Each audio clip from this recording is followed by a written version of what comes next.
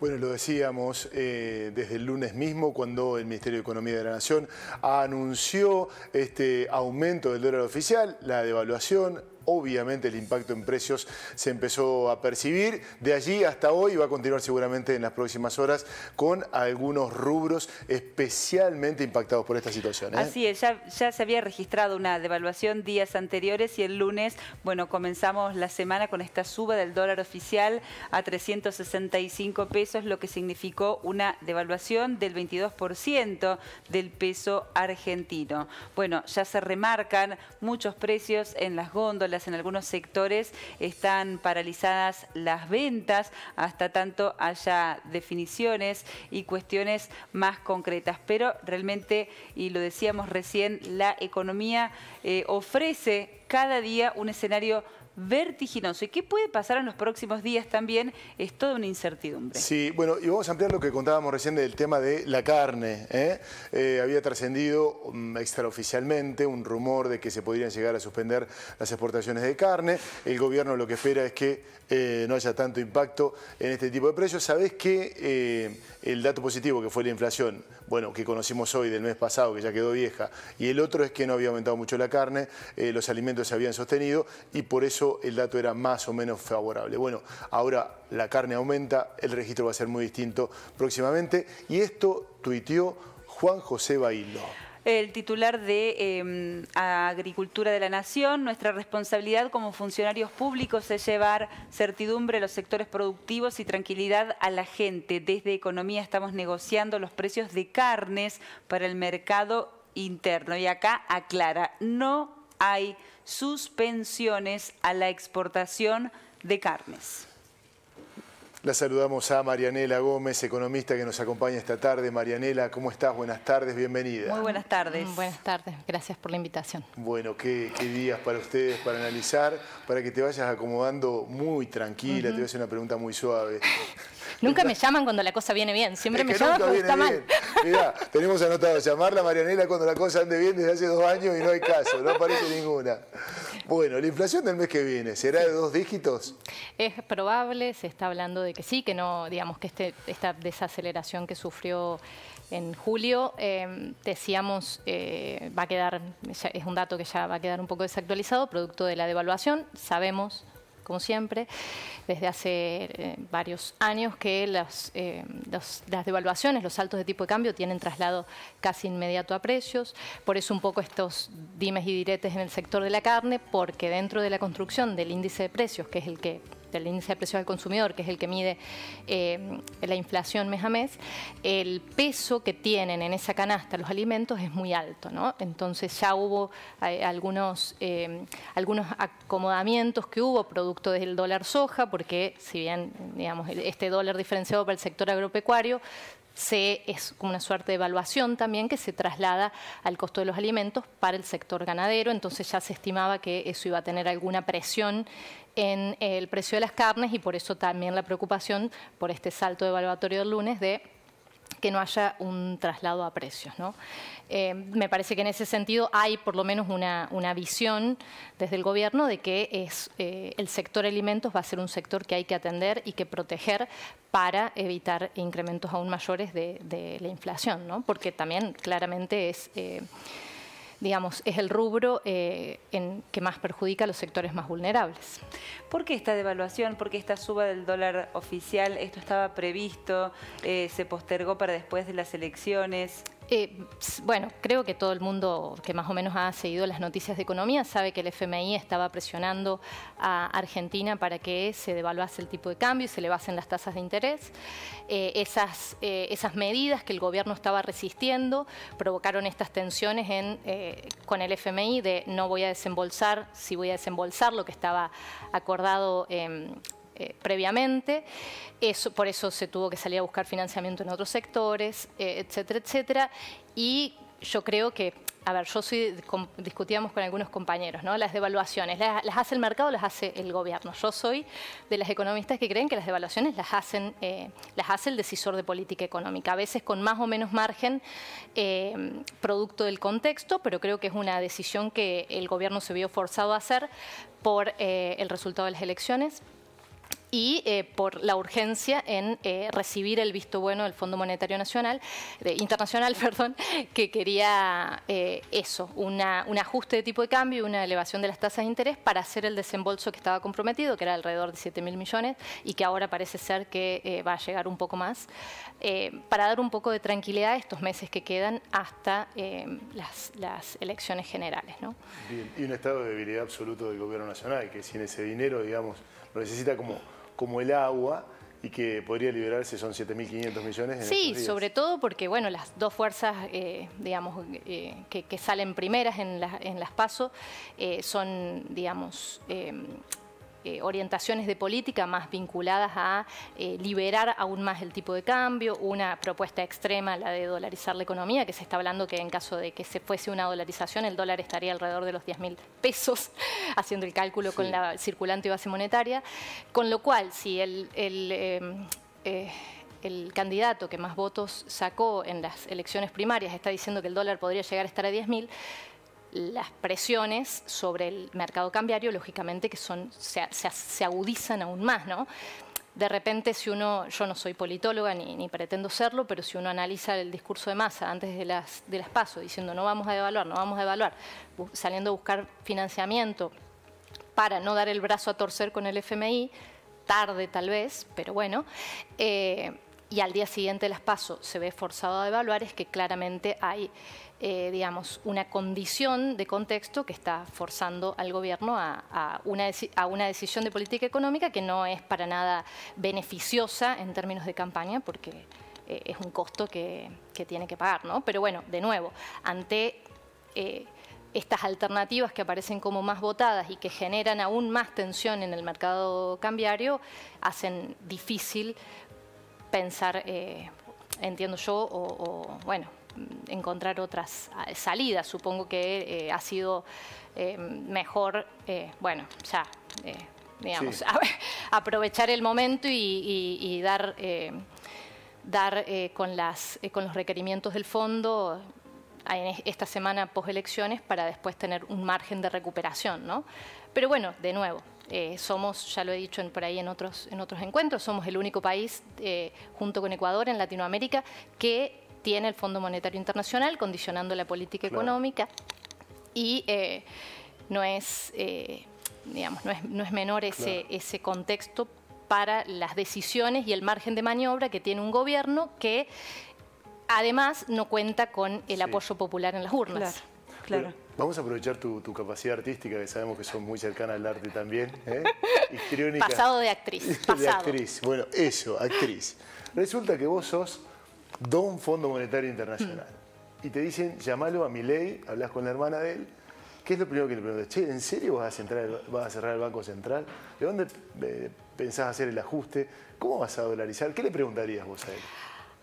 Ay, ¿cómo no ser mosquito para...? No, me cuesta muchísimo pensarlo como un interlocutor razonable, ¿no? Digo, en ese sentido, muchos de los economistas compartimos la visión de que Milei es un personaje que fue muy mediático, muy histriónico, pero que en el ámbito académico no tiene ningún respaldo, digamos. Hay gente que dice otra cosa. En el ámbito académico, no, digo, vos podemos estar dentro de veredas distintas, Juan Carlos pero... de Pablo dice que era brillante. Bueno, lo cito.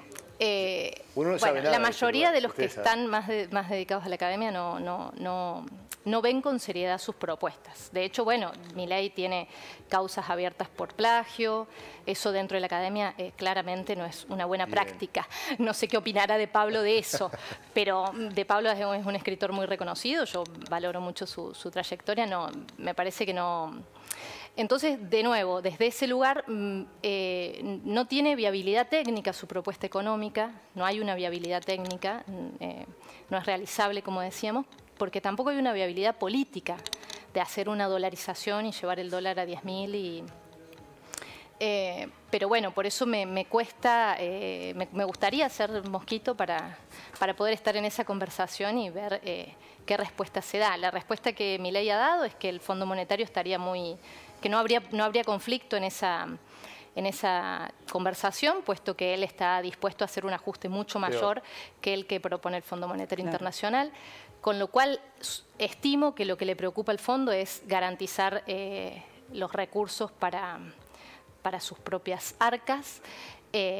Supongo que tal vez no les preocupe demasiado qué es lo que pueda pasar al interior en términos de la viabilidad política, ¿no? De esas. Sino en qué términos va a cumplir Milei si es elegido presidente. Te quiero preguntar, Marianela, qué va a pasar en los próximos días, porque lo decíamos recién que nos encontramos fuera de cámara, cada día es tan intenso, tan vertiginoso. A esta hora no sabemos bien qué va a pasar con la carne, con su precio. ¿Qué se espera para los próximos días? Este cimbronazo, el del lunes, fue el peor. Después de esto, ¿qué viene?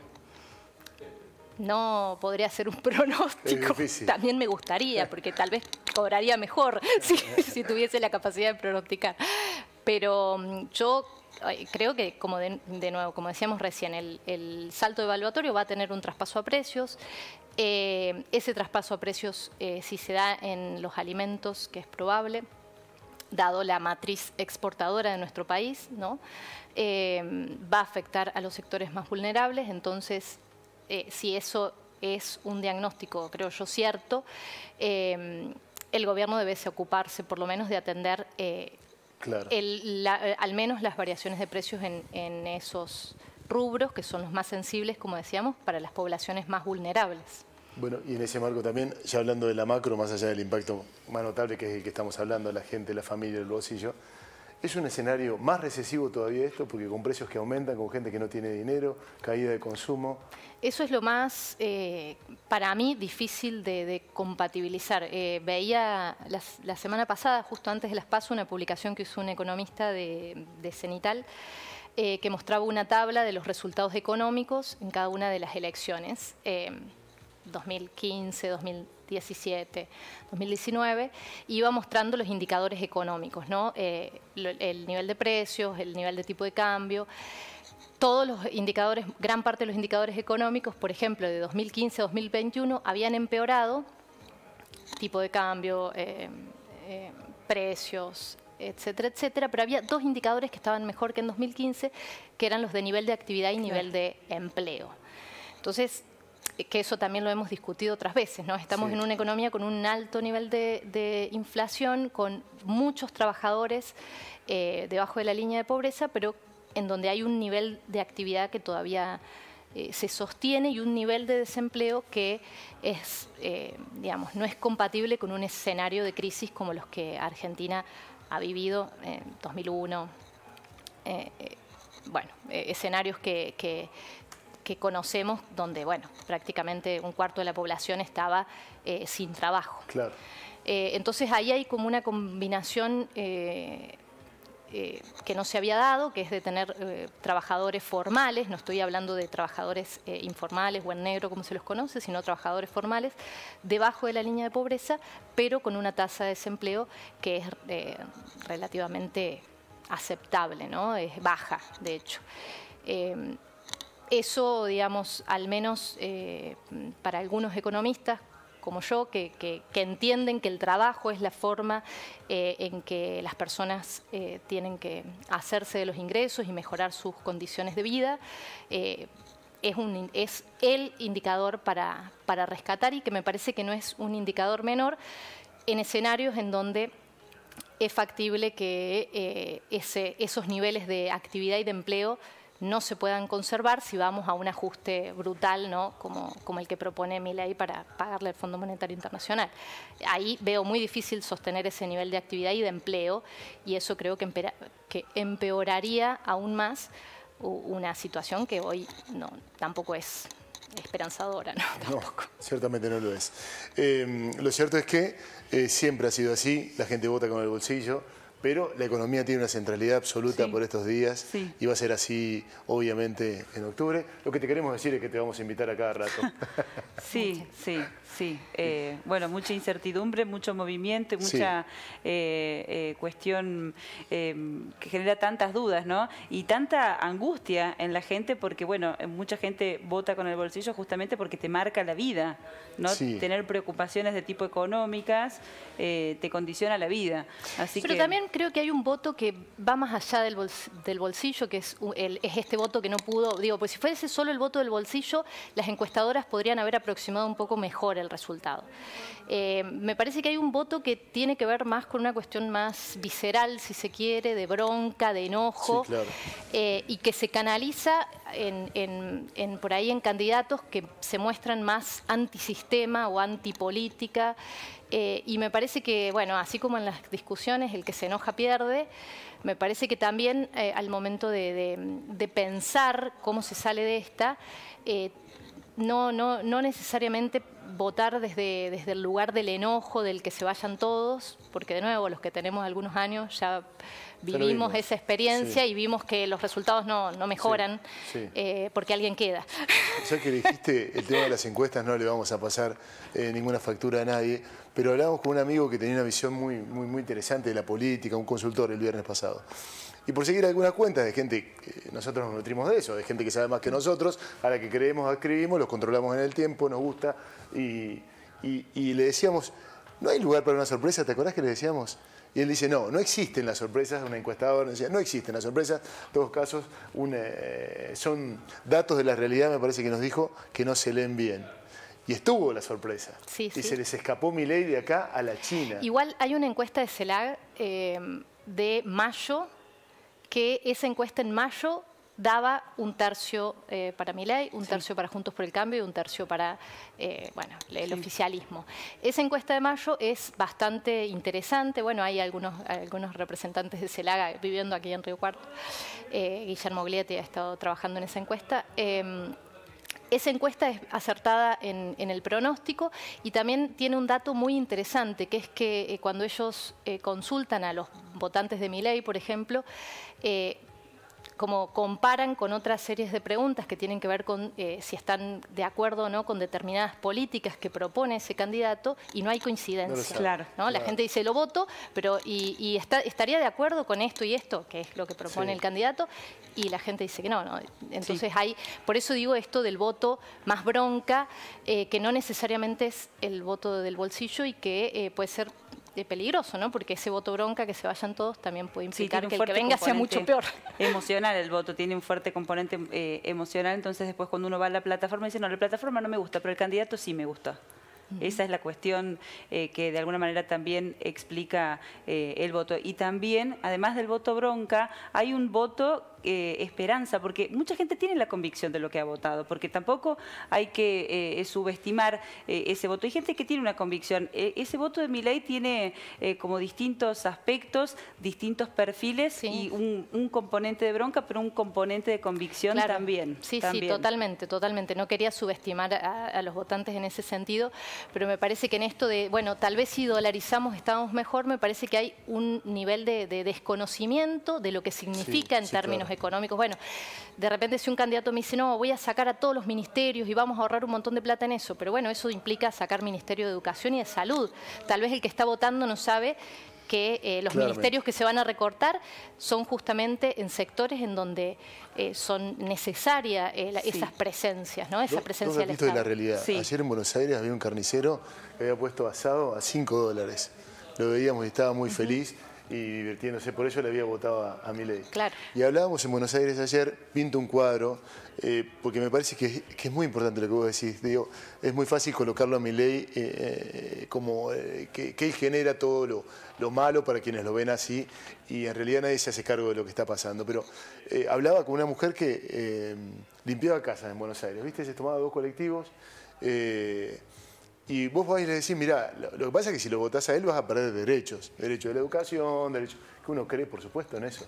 Y te dice, sí, pero hay una relatividad de todo eso. Porque mira, derecho a la seguridad, mi esposo me tiene que acompañar a las 5 de la mañana cuando voy a trabajar y me tienen que ir a buscar porque no se puede ya vivir por la inseguridad. Derecho a la educación, al pibe, tenía 3 hijos, el último ya estaba viviendo con ellos. Dice, a la educación, a mis pibes lo tuve que sacar de la primaria porque yo iba a trabajar todos los días a Capital y había paros todos los días y había problemas. Había una escuela, me decía, católica que estaba subsidiada, lo pasó pagando un poquito. Entonces vos ves cómo se fue cayendo toda la estantería. Sí, me parece que hay, bueno, el caso de la seguridad es un tema que los gobiernos no han sabido afrontar y que eso es claramente digamos, un resultado de esta bronca, de este malestar, ¿no? Pero tiene un plan de seguridad, Milei, porque mucha gente dice, bueno, pero mis derechos fundamentales no están garantizados. ¿Pero qué te hace pensar que Milei sí te los va a garantizar? La libre portación de armas, por ejemplo. Pero eso es más peligroso que... Bueno, pero hay mucha gente que a lo mejor siente que eso va a hacer que sea más seguro. Que cualquiera se puede ir a comprar un arma. Pero digo, también en esto, por no ir a esos temas que yo creo que sí, digo, también podemos discutir qué pasa con lo que propone puntualmente con la salud y con la educación, este sistema de voucher y de privatización, que han fracasado en otros países. Corramos a Milei, pero veamos a dónde llegó el gobierno por a esto. Supuesto, por supuesto. Háganse cargo de que hoy tenemos que ver. Pero de nuevo, no es lo mismo una educación pública, una salud pública que funciona mal con una salud, una educación que es solo para quienes pueden pagarla. De la gente. Desde luego, lo mismo con el dólar. Dice, bueno, una persona dice, bueno, listo, si yo voy a empezar a... todo el tiempo estoy pensando en el dólar o estoy pendiente de cuánto está la cotización del dólar, voy a empezar a ganar en dólares y se terminó. Yo entiendo que eso puede ser un razonamiento para una persona que todos los días está pendiente de a cuánto saltó el dólar hoy, ¿no? Puede ser una solución que de repente se ve como esperanzadora, como decía Marina recién. Pero ahora también hay un análisis que no sé si todas las personas están haciendo, pensando en esto, yo voy a ganar ahora en dólares, seguro que no. Que tiene que ver con, bueno, perfecto, vos vas a ir a cortarte el pelo y el peluquero te va a cobrar X dólares, lo que hoy te cobra el corte de pelo en pesos. Pero vos necesitas un medicamento que es importado y antes con tu sueldo y con todas las medidas de cepo y de lo que fuera, adquirías, no sé, 10 cajas por mes y capaz que con la dolarización no puedas comprar ni una. Claro. Porque el precio de ese producto que se importa va a ser otro. Entonces ahí hay como, digamos, de repente esa ilusión de decir, bueno, la dolarización me va a solucionar todos los problemas, cuando en realidad no va a ser más que agravar aún más los problemas que ya tiene la economía. La cuestión de la obra pública también me llama la atención y con esto ya me gustaría redondear, porque que la obra pública sea una responsabilidad de los privados. ¿Cuál es la motivación para que una empresa privada me venga a faltar mi casa? O sea, ¿por qué lo haría una empresa privada? ¿Por qué el sector privado me va a hacer un puente o me va a acercar el gas natural? ¿Por qué lo haría? No, bueno, pero la respuesta de Milei a esa pregunta que se le han hecho es sencilla. Si entonces, si un privado no lo va a hacer es porque vos no tenés que tener ni gas, ni pavimento, ni nada. El dinero, vos como privado, digo, por eso llegó al extremo de decir que está bien que la gente venda sus órganos, que ahora lo ha dejado de decir porque sabe que no suma muchos votantes, pero que está en su modo, en su manera de concebir el mundo y de entender el mercado como la solución, digamos, algo que ya es terraplanismo económico, porque ningún economista del mundo diría hoy que el mercado por sí solo va a resolver. ¿Qué economía funciona así como la que propone Milei? Ninguna. Como el mercado puro. Ninguna. No existe en ningún país del mundo, ni de hecho, ni creo que no hay antecedentes históricos de una economía que haya funcionado así. Y aún más, los países que se desarrollaron, Estados Unidos, Gran Bretaña, China, sin ir más lejos, con un contexto completamente diferente, ¿no? Un partido comunista, autoritario. La única vía del desarrollo es la de un Estado que esté direccionando ese proceso de desarrollo, un Estado que esté diciendo hace falta incorporar valor a lo que se produce. China lo fue haciendo de a poquito, copiando primero, hasta ahora teniendo la tecnología sumamente incorporada y compitiendo con Estados Unidos con el 5G, por ejemplo. Pero ha sido un proceso de ir construyendo la industria y consolidando esa incorporación del progreso tecnológico hasta los niveles que hoy hacen que esté a la altura de la disputa tecnológica con Estados Unidos y que Alemania ya se haya retirado de esa carrera porque sabe que no está a la altura. Digo, eso es Estado 100% dirigiendo el proceso de desarrollo. Empezamos hablando estrictamente de economía, se ha tornado muy interesante la charla, pero nos invitan a ver justamente los números de la economía a través de mapas para terminar de ponernos bien de frente con lo que tiene que ver, Georgina, con este mapa de los aumentos. Argentina es el país con la tercera inflación en alimentos, para que repasemos estos números. Bueno, primero encabezando este ranking, Venezuela con, dice 414%. Sí. El Líbano con 280% y Argentina con 117%. Muy lejos aparece un país africano como Egipto con un 68,4% de inflación, Turquía con el 60,7% y Polonia, ahí en el fondo de la tabla, con un 17,8% de inflación. Marianela, gracias por tu tiempo y como actriz muy bien, No deberías haber abandonado esa carrera. Ya, me dediqué a la maternidad y dejé las tablas. Gracias Marianela, muchísimas gracias.